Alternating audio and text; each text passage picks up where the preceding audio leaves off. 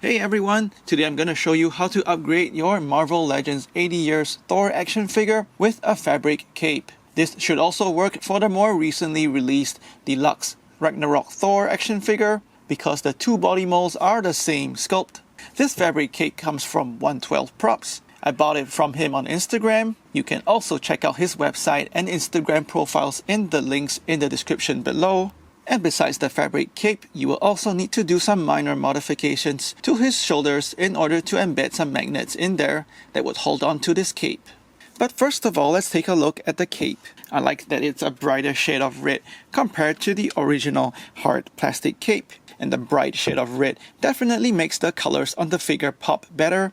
It makes him look closer to the brighter colors in the comics. And since the cape is magnetized to his shoulder, you can remove it easily, and we can have a closer look at the material used on the cape. It's a soft red fabric, and there's magnets embedded at the top where they attach to his shoulders. These magnets are round and they are strong and held in place at the tip of the cape. For the rest of the cape, there is a wire that's running down the sides as well as the bottom, so you can pose the cape as you wish. You can curl it and bend it according to how you want it to move in the wind or in certain action poses. Here we have a close-up of the material and the stitching on the cape. The material is sturdy and the stitching is also neat in order to hold the wire in place. On the inside of the cape, it's more of the same material, and the stitching is also nicely done on the inside of the cape. Before I show you a couple of modifications needed in order to put that fabric cape on, let's take a look at Thor's default cape. It's hard, rigid, and also heavy. It's actually quite well sculpted with the folds in the fabric as well as a bit of black wash in order to bring out all that texture. However, being so hard and rigid, it really restricts his head movement. There's not much you can get in the way of turning his head around. And because the plastic in the cape is heavy, it's hard to balance Thor in a deep or wide stance.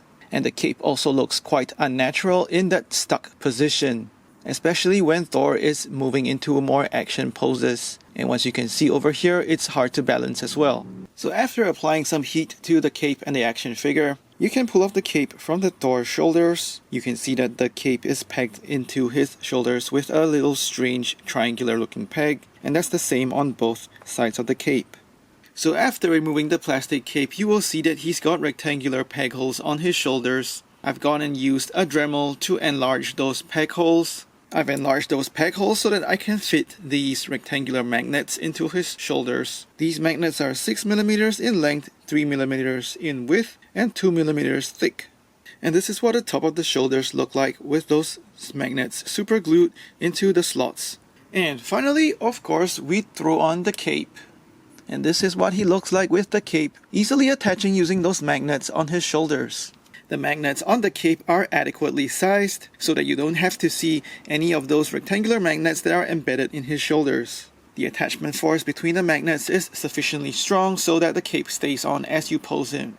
What definitely helps with the articulation in his neck right now is because the cape is soft, so you definitely can get more sideways turning movement out of the head as compared to the previous hard plastic cape. And over here, we have a closer look at how to pose that cape. You want to have the wire bend upwards and then come down naturally, just like the way he looks in the comics, as well as how his default plastic cape is sculpted. And so having that cape kind of arch upwards and backwards makes Thor look more majestic.